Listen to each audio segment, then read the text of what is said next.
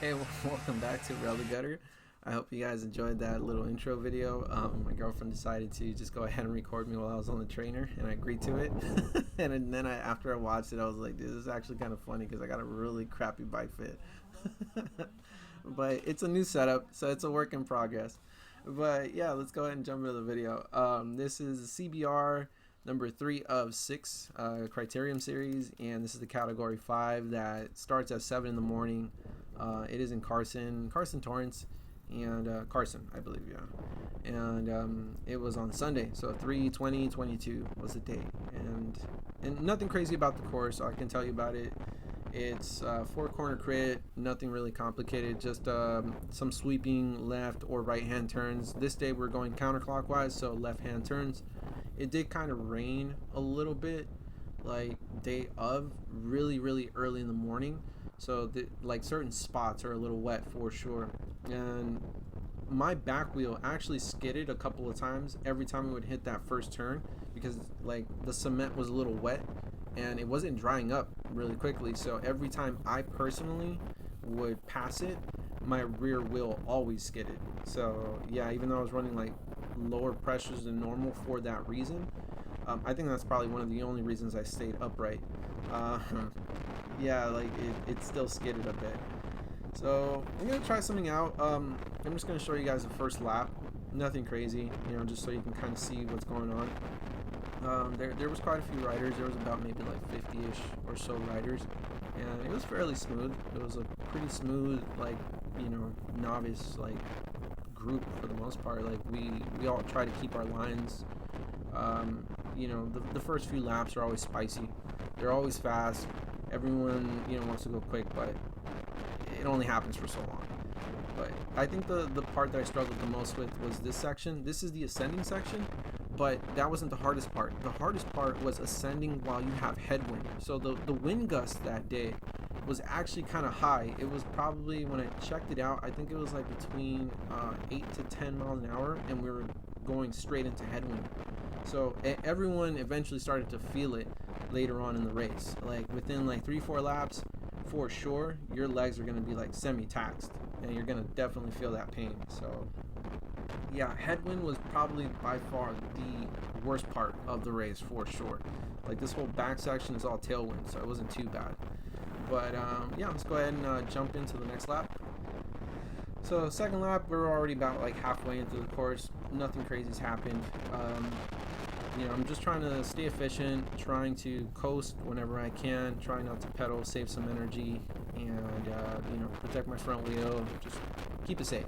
And then a gent on the right hand side passes me up, and I'm like, ooh, okay, like he's gonna go, and I'm just gonna use that to basically try to keep placement in the group. So I want to try my best to stay somewhere in the front end of the group, because that's like one of my biggest problems, is that staying with the back of the group is easy, but like staying in the front can be easy if you got the fitness for it, but you also kind of have to be able to kind of fight for position a little bit. So that's something I'm working on for sure. And my girlfriend actually recorded some sideline footage, so let me show you guys that. We're pretty much coming up on this exact same lap, by the way, and I believe this rider here was the winner of the preem. There's someone kind of semi-chasing him down, and then here's the rest of us, and you're gonna see me roll through right here in all black. You can tell I'm like a little hunched forward. I'm still trying to work on my position on the bike again. My flexibility is still not great. You know, being a desk warrior, your flexibility is going to be a little on the crappy side, but of course that doesn't apply to everyone, but for sure it applies to me. And then the other part that I really didn't like was this section. This whole road here was like kind of bumpy, so I kind of like keeping speed was, you know, required a little more work. And then also here, this although the headwind was mainly coming from, or the wind was coming from the left, this section felt like headwind as well, because it kind of the wind would sort of like move between the buildings and sort of hit you at like a left side straightforward kind of way. Yeah, but here's the one thing I'm going to show you guys here. A crash. Watch this.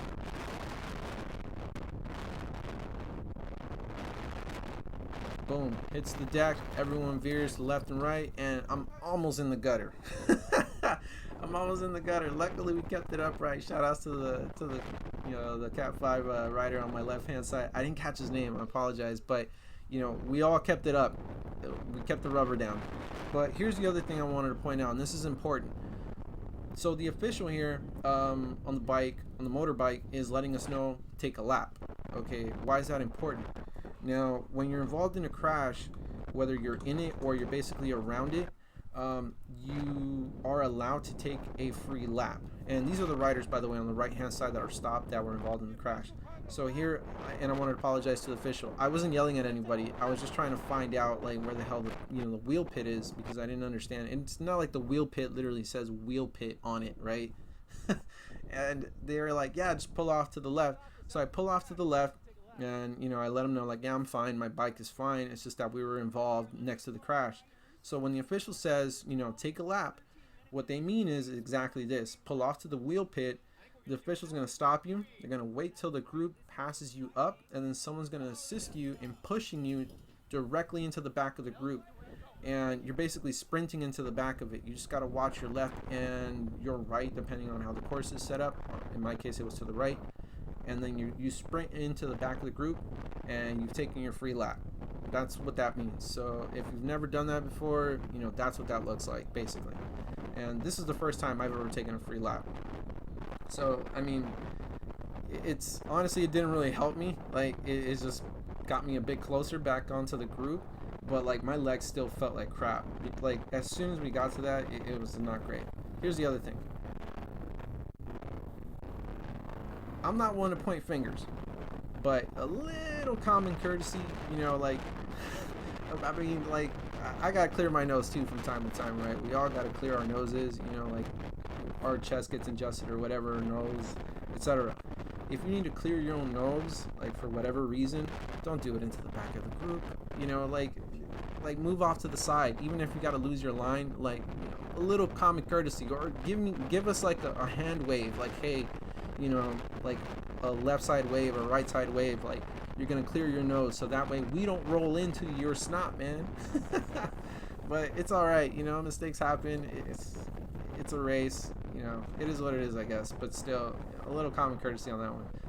But at this point, I remember this was, I think, coming into the last like 4 or 5 laps, and I was definitely beginning to really feel it in the legs. I was like, you know what, like my heart rate, I remember I looked down and I checked my heart rate, and I had been like in my zone 5 heart rate for a while, pretty much the majority of the race, and I didn't hit the maximum every single time, but like, I was definitely peaking like 190 something, like 195, 196 for a really long time, and it was just exhausting, especially here, this headwind, and then ascending into headwind.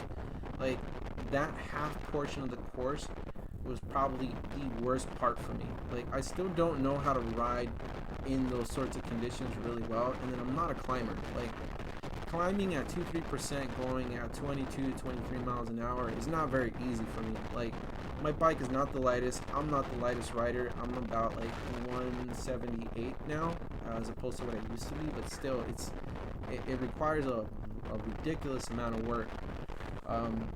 So yeah, it's something that I'm still trying to pick up on and learn as we do more racing, more training, and etc.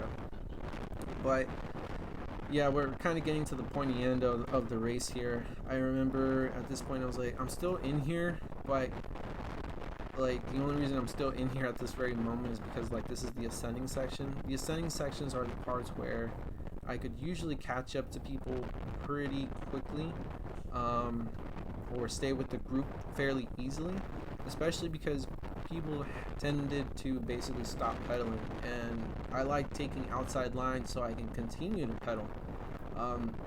I did have to dodge, all of us had to dodge the bot dots on the ground. I remember I bunny hopped over this manhole that was like right here somewhere. Yeah, that one. I actually bunny hopped over that thing because I was kind of scared that, if my tire hit that crack, it would deflate. I remember I did that. But yeah, at this point, I'm like, you know what? I'm just gonna go ahead and just try my absolute best to stay with the group as best as I possibly can, and hope that, you know, I don't get popped, I don't get dropped off or whatever. So I see this rider's slowly but surely, you know, filling in those gaps, but you know, I'm still trying to put some power down. I don't want to get dropped off to the back. And again, once we hit that ascending section, headwind, it kind of like, you know, follows out to a single line. And for sure, that's how you know people are struggling. Like, it's just how it is, man. When you're ascending into headwind, it's 2 to 3 times more work on you. You know, you're fighting nature and you're fighting gravity at the same time. So yeah, it sucks. But at this point, I remember this moment exactly, because I started letting that wheel go like really quickly. I was just way too tired at this point. I remember I felt like my shoulders were really hunching over the front end of my bike, and I was like, yeah, I think this is it for me. Like, I think I'm done. And you can tell, like, I mean, the group is gone basically at this point. They've already hit the corner, the last second to last corner, and we are way in the back. So I was pretty much roasted at this point. I was just trying my best to try and stay with the back end of the group and not get dropped off, and basically just kind of ride, you know, the wave all the way until we finish. So basically, don't get lapped. You know, the moment you get lapped by the group, they're gonna just, more than likely, most of the time they'll pull you, and you'll probably get a did not place or a did not finish. But luckily, that didn't really happen to us at all whatsoever here in this race, because we got dropped basically at the last like 1-2 laps, and that was kind of it. So we were still far enough where we wouldn't interfere with any sprints or anything like that. I remember here I was like, you know what, my race is basically over, so I may as well just kind of you know, just give it the beans on this last ascend section and just, you know, sort of be done with it. Like, I'm not sprinting for anything. There's no podiums here to win, so, you know, this is kind of the end. So I remember I just went over that ascend, and this is basically the one of the last laps. After this one, there's one more. But I didn't know that the group had basically kind of, you know, shattered into pieces, and there was like a group of like a couple guys up off the front trying to get that sprint. I caught a little bit of it, but not enough. I mean, you can't really see it. I'm just too far. I hope you guys enjoyed the video, man. And if you did, make sure you guys like, subscribe, comment, and I will definitely answer back to you guys. Thank you guys for watching. I will definitely catch you guys at the next one.